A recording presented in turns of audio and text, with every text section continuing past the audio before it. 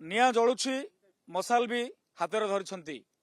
चोरी किंबा कौन वन्यजंतु गाँव में पशिज ताकू नुहे जंगल को सुरक्षा देवाई गछ कटा को सुरक्षा देवाई ए घटना कौन उपात अंचल नुहे ये भुवनेश्वर उपकंठ नहरकंटा जो कुआखाई नदी पठा अच्छी से नदी पठा अंचल देखिए कि शह शह गछ कटाई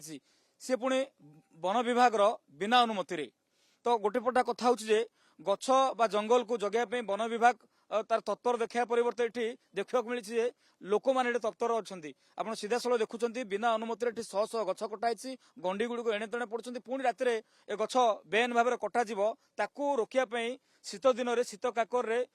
आंचलिक नहरकंटार ग्रामवासी मैंने निया जाली हाथ में मशाल धरी बुलूँ किए काटिला कहीं काटिला ताहा स्पष्ट होनी क्या निर्देश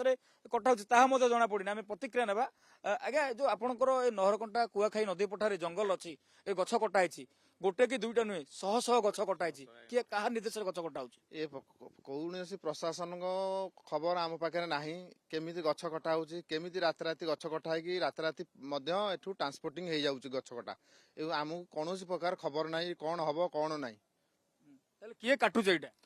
एठी को माने काटुचंती एई पाखापाखि लोक अच्छा से माने ही काटुचंती एमानकु आमु भी पुलिस प्रशासन को आम खबर देलानु 2 थर 3 थर से माने आसिक पळौचंती कौन प्रकार पदक्षेप नौ नांती यार सरकार डिंडिए पड़चंती जे पॉल्यूशन हो जाउची पॉल्यूशन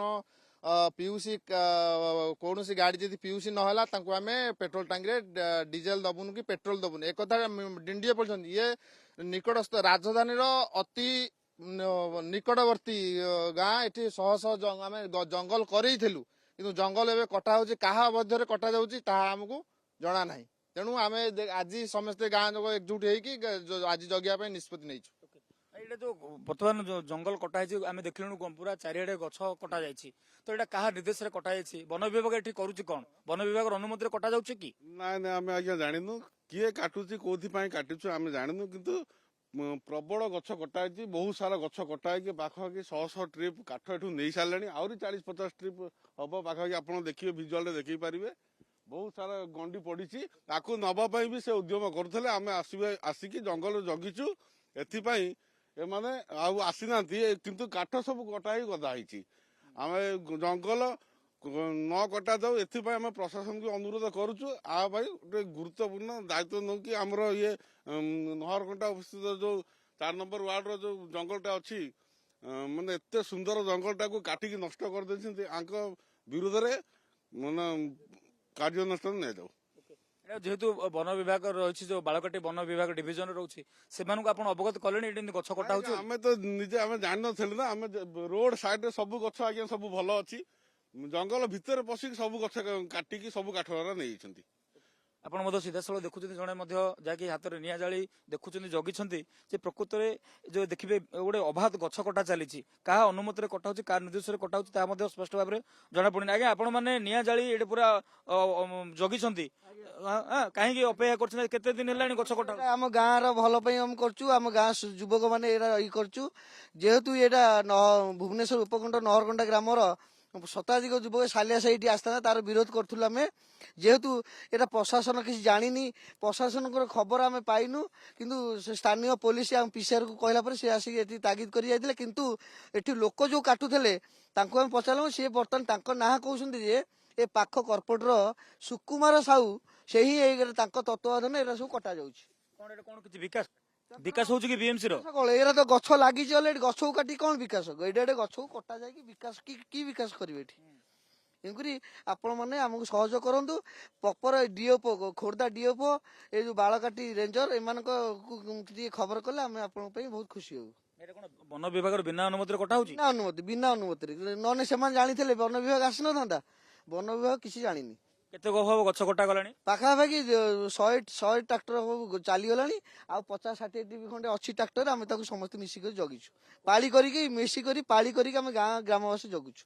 युवक संघ मान जगुचु निहाती भाव में आप देखुं पाली करी बर्तमान ग्रामवासी मैंने जगी बर्तमान आज पाखापाखि 15-20 जन युवक आसते देखिए समय जिते बढ़ुची ତା ଆଗକୁ ମଧ୍ୟ ଲୋକଙ୍କର ମଧ୍ୟ ଧୀରେ ଧୀରେ ପହରା ମଧ୍ୟ ଦଉଛନ୍ତି। ଆପଣ ମଧ୍ୟ ଦେଖୁଛନ୍ତି ସ୍ପଷ୍ଟ ଭାବରେ। ଦେଖନ୍ତୁ କୋଉଭଳି ଭାବରେ ଏଇଟା ଦାମୀ ଗଛ ଅଛି, ଦାମୀ ମୂଲ୍ୟବାନ ଗଛ, ସେଗୁଡିକୁ ମଧ୍ୟ କଟାଯାଇଛି। ଗଣ୍ଡି ପୁରା ଏଭଳି ଭାବରେ ପଡି ରହିଛି। ଦେଖିବେ ଯୋଉଠିକି ଯିବେ ଏଭଳି ଗଦା ଗଦା ହେଇ ଚାରିଆଡେ ପଡିଛି। ତ ଗୁରୁତ୍ୱପୂର୍ଣ୍ଣ କଥା ହଉଛି କି ଯେ ଏ ଗଛ କାଟିବା ପାଇଁ ବନ ବିଭାଗ ଯଦି ଅନୁମତି ଦେଇନି, କୌଣସି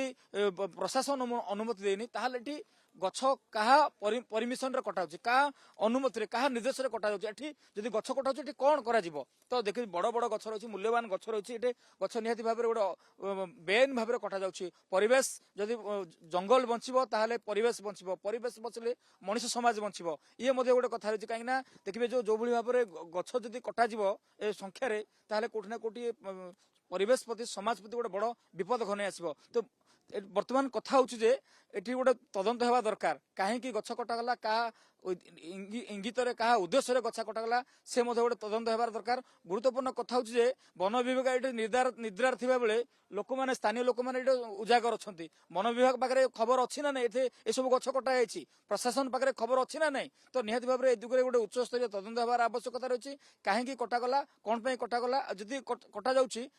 କେଉଁ ଉଦ୍ଦେଶ୍ୟରେ କଟାଯାଉଛି, ତାହାର ମଧ୍ୟ ଏଠି ଗୋଟେ ବର୍ତ୍ତମାନ ଉତ୍ତର ରଖିବାର ଆବଶ୍ୟକତା ରହିଛି। ଏ ପ୍ରଶ୍ନ ଉଠୁଛି ଯେ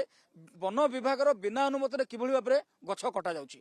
ଭୁବନେଶ୍ୱର ଭିଡିଓ ଜର୍ଣ୍ଣାଲିଷ୍ଟ ଅବ୍ଦୁଲ ଅଜିଜଙ୍କ ସହିତ ଅରୁଣ ସାହୁଙ୍କ ରିପୋର୍ଟ, ଓଟିଭି।